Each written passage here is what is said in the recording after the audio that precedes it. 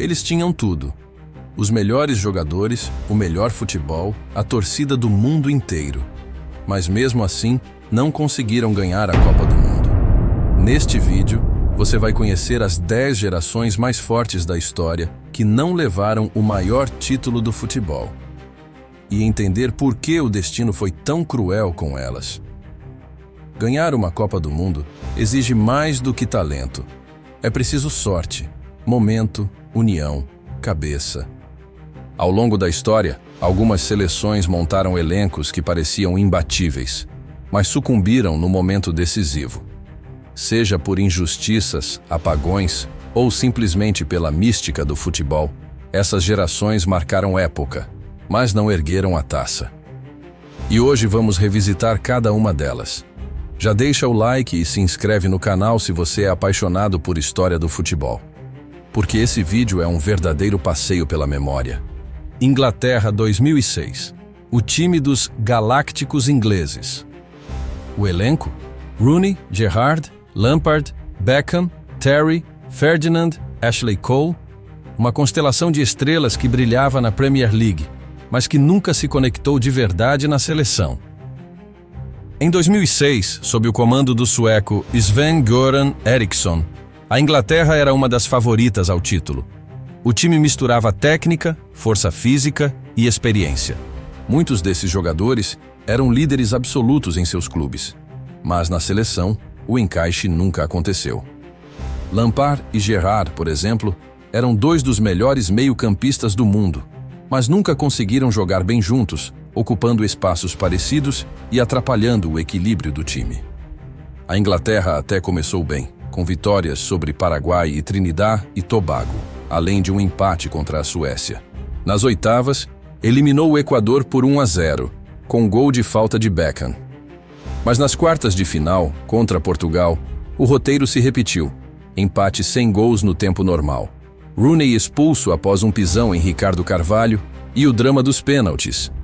Gerrard, Lampard e Carragher erraram suas cobranças. O goleiro português Ricardo virou herói. E mais uma vez, a Inglaterra caía nas quartas. A mesma história de 1998.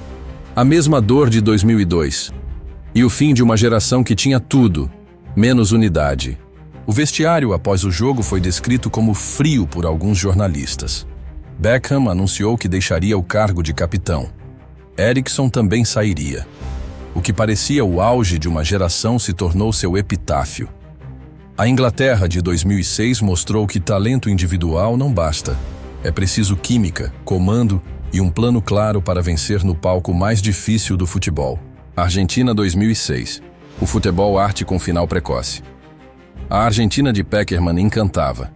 Tinha Riquelme, Ayala, Sorin, Mascherano, Tevez, Crespo e um Messi começando a brilhar, ainda com 18 anos. Era um time equilibrado, técnico e com personalidade. A campanha na fase de grupos foi impecável. A vitória por 6-0 sobre a Sérvia, com o famoso gol coletivo finalizado por Cambiasso, foi considerada uma das apresentações mais bonitas da história das Copas. Uma verdadeira aula de futebol. A equipe mostrava entrosamento, confiança e profundidade de elenco. Messi, embora muito jovem, já era uma peça criativa e entrava com frequência no segundo tempo para quebrar defesas. Nas oitavas, a Argentina passou pelo México num jogo tenso que foi para a prorrogação. Gol de Maxi Rodrigues, um dos mais bonitos da Copa, garantiu a classificação para as quartas. O adversário seria a Alemanha, dona da casa. No dia do jogo, em Berlim, o clima era elétrico. O estádio estava lotado, com quase 80 mil pessoas. A Argentina começou bem, abriu o placar com gol de cabeça de Ayala. Mas o técnico José Pekerman tomou uma decisão polêmica. Sacou Riquelme, o cérebro do time, e não colocou Messi nem Tevez para o segundo tempo. Preferiu recuar. A Alemanha cresceu. Empatou com Klose no fim da partida e levou o jogo para os pênaltis. A essa altura, o goleiro titular da Argentina, Abondanzieri, havia se machucado e sido substituído por Léo Franco, que entrou frio na maior decisão da carreira. Nas penalidades, os alemães foram perfeitos. A Argentina perdeu 2 cobranças e, com isso, foi eliminada. O banco argentino entrou em confronto físico com os alemães, após o apito final. A frustração explodiu. Foi o fim precoce de uma das seleções mais talentosas e promissoras daquela década. Pekerman deixou o cargo depois da eliminação, visivelmente emocionado. Muitos dizem que aquele time teria vencido a Copa se tivesse sido mais ousado. O que poderia ter sido um título épico virou frustração eterna. Croácia, 1998. A primeira impressão foi quase um título. Era a primeira Copa da Croácia como nação independente. E eles chegaram à semifinal com uma campanha impressionante, liderados por Davor Šuker, que terminou como artilheiro da Copa. Nas semis, enfrentaram a França no Stade de France. Šuker abriu o placar, mas em 2 lances, Thuram virou o jogo com seus únicos gols pela seleção, em toda a carreira. A Croácia ainda venceria a Holanda na disputa do 3º lugar e provaria, de cara, que era uma potência em construção. Itália, 1990. A geração da dor em casa. Jogando em casa com Baggio, Schillaci, Baresi, Maldini e Zenga, a Itália tinha tudo para vencer. A torcida era uma força a mais, estádios lotados, atmosfera elétrica e um país inteiro acreditando. A campanha foi impecável até as semifinais, invicta e sem sofrer nenhum gol. O grande destaque individual foi Salvatore Schillaci, um atacante que começou o torneio no banco, mas foi ganhando espaço jogo a jogo. Terminou como artilheiro da Copa, com 6 gols, e símbolo de uma geração que encantava pela solidez defensiva e explosão no ataque. Nas quartas, eliminaram a Irlanda por 1-0. A semifinal seria contra ninguém menos que Diego Maradona, comandando a Argentina campeã de 1986. E o palco era o estádio São Paulo, em Nápoles, justamente a cidade onde Maradona era mais idolatrado que qualquer outro jogador na história. A tensão foi surreal. Os napolitanos estavam divididos entre torcer pela sua seleção ou por seu ídolo. A Itália abriu o placar com Schillaci, mas no segundo tempo, a Argentina empatou com Canidia. O jogo foi para os pênaltis, e aí veio o colapso. Baresi, Donadoni e Serena perderam suas cobranças. A Argentina foi implacável. A comoção nacional foi enorme. A imprensa descreveu como a noite mais silenciosa da Itália moderna. A final em Roma era esperada. A taça no Coliseu quase palpável. Mas o destino a negou. Essa geração uniu o país, reacendeu o amor nacional pelo futebol e revelou talentos que brilharam por mais de uma década. Mas no que era para ser o ápice, restou apenas a dor do quase. Brasil 1982, o futebol mais bonito da história. E se você chegou até aqui, é porque ama futebol de verdade. Então já deixa seu like e se inscreve, porque você faz parte do time que valoriza história, emoção e respeito por quem fez tudo, mesmo sem levantar a taça. Zico, Sócrates, Falcão, Júnior, Cerezo. Liderados por Tele Santana, esse Brasil foi muito mais que uma seleção. Foi um manifesto de como o futebol podia ser arte, leveza, criatividade e ainda assim competitivo. A campanha foi encantadora. Na fase de grupos, vitórias tranquilas sobre União Soviética, Escócia e Nova Zelândia. Gols plásticos, jogadas coletivas absurdas e um meio-campo que parecia dançar em campo. Falcão era o maestro do ritmo. Zico, o gênio. Sócrates, o cérebro e a alma. Tudo isso sob o olhar apaixonado de Tele. Nas quartas de final, o formato da época colocava os classificados em um novo grupo triangular. E o destino preparou um embate cruel, Brasil x Itália, valendo vaga direta na semifinal. O Brasil jogava pelo empate. A Itália, pressionada, vinha mal na Copa. Mas Paolo Rossi, que até então não tinha feito nada no torneio, renasceu naquele jogo. Abriu o placar. Sócrates empatou com uma pintura. Rossi fez o segundo. Falcão empatou de novo, com um golaço que fez Tele vibrar na beira do campo. Mas aos 74 minutos, Rossi aproveitou o rebote de escanteio e fez o terceiro. O Brasil continuou atacando até o último minuto, como se recusasse a acreditar. Júnior chegou a dizer depois: se tivéssemos jogado 10 vezes aquele jogo, ganharíamos 9. Mas naquele dia... O choro no vestiário foi coletivo. Tele foi consolado por seus jogadores, e a sensação no Brasil foi de luto nacional.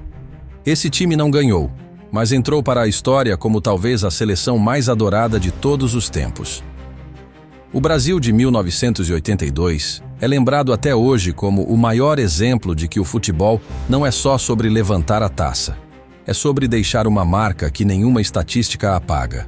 Se você sentiu essa dor mesmo sem ter vivido, imagina o que vem por aí. Já garante sua inscrição porque ainda tem gerações que sofreram tanto quanto, ou até mais. França, 1982 e 1986. O meio-campo mágico sem final feliz.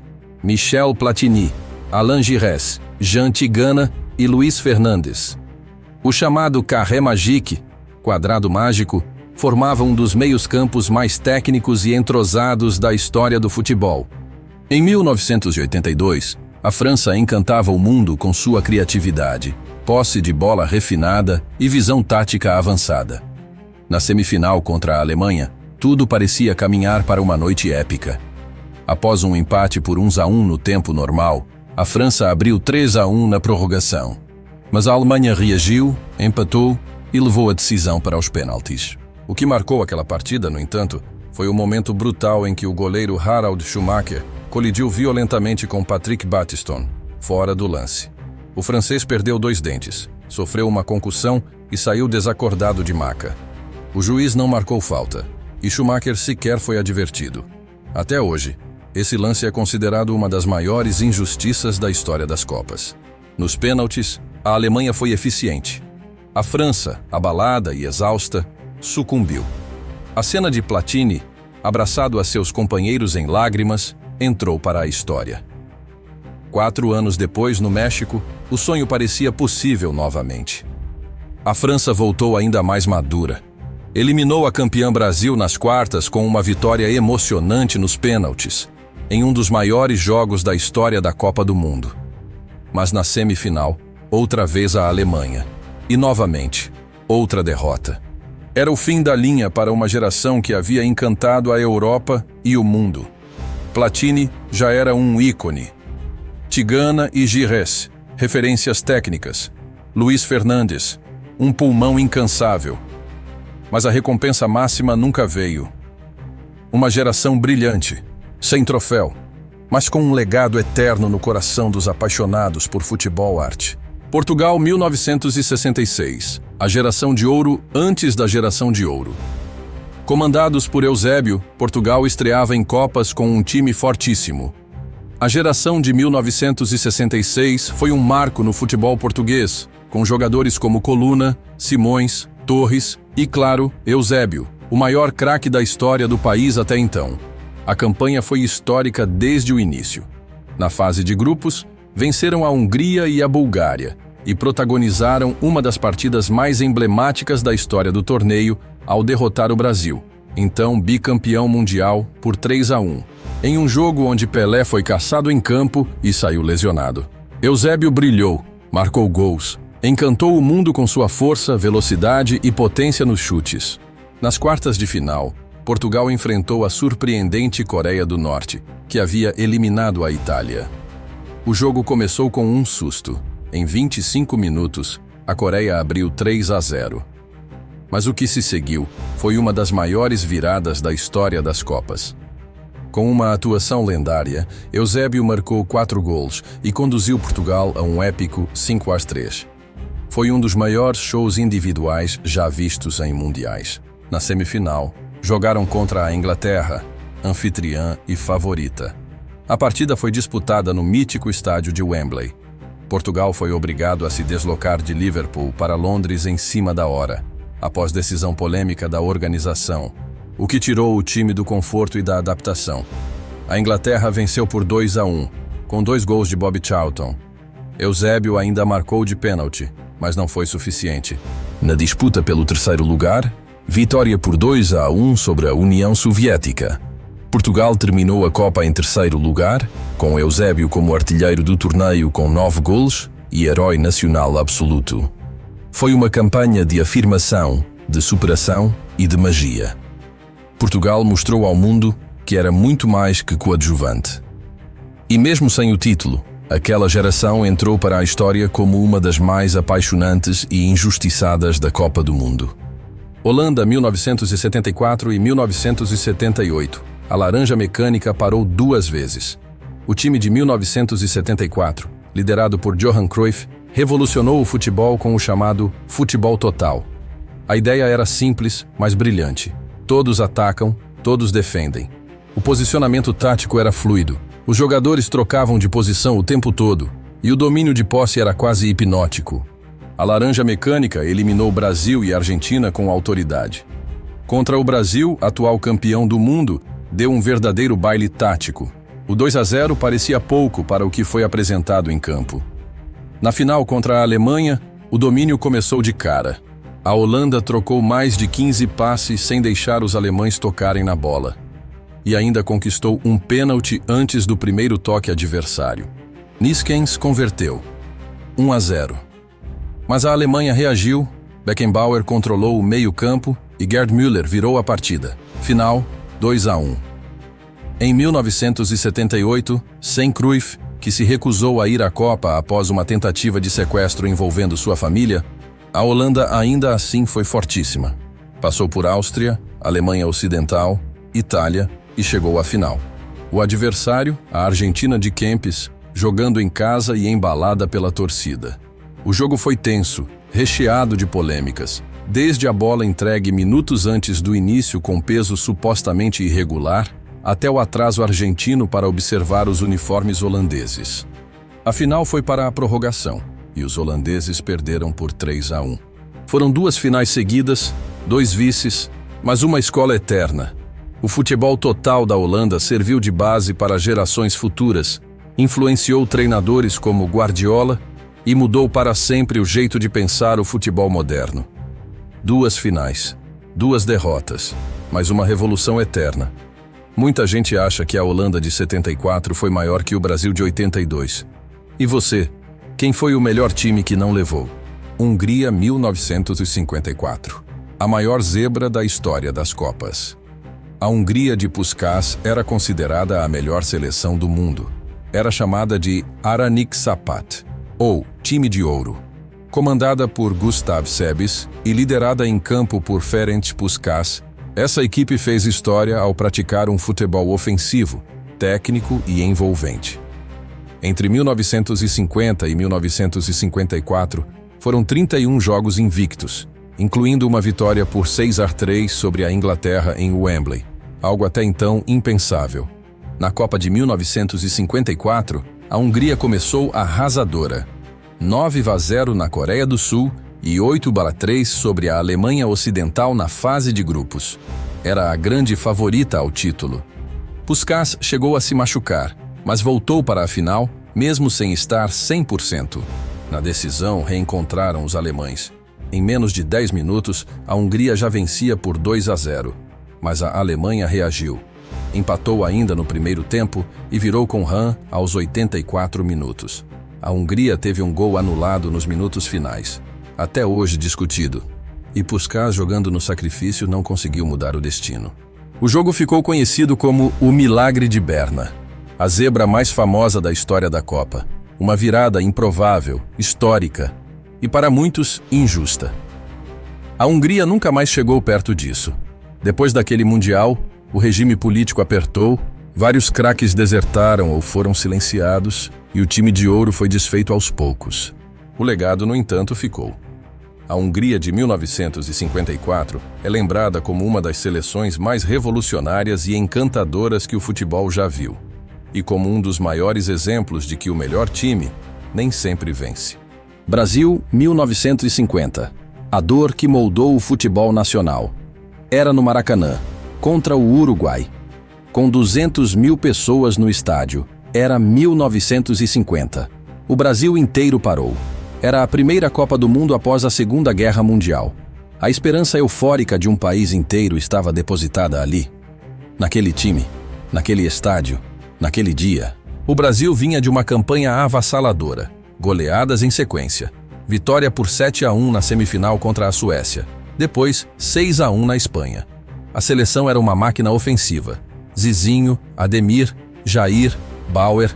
Nomes que pareciam destinados à eternidade. Na final, um empate bastava. A taça estava ao alcance dos dedos. Os jornais do dia seguinte já estavam prontos com manchetes de campeão. O ambiente era de festa antecipada. O país havia parado. O Brasil saiu na frente com gol de Friaça no segundo tempo. A torcida explodiu, mas o Uruguai, em silêncio, foi ganhando o campo. Empatou com Schiaffino e, aos 79 minutos, Guidia, em uma jogada que parecia despretensiosa, chutou cruzado. A bola passou por Barbosa. Silêncio. O maior silêncio da história do futebol brasileiro. O Brasil perdeu por 2-1, mas perdeu mais que um jogo. Perdeu a inocência no futebol. A derrota foi tão traumática que o goleiro Barbosa relatou: "A pena máxima no Brasil são 30 anos. Eu pago a mais de 50 por um crime que não cometi." O maracanazo não foi apenas um vice. Foi uma ferida nacional.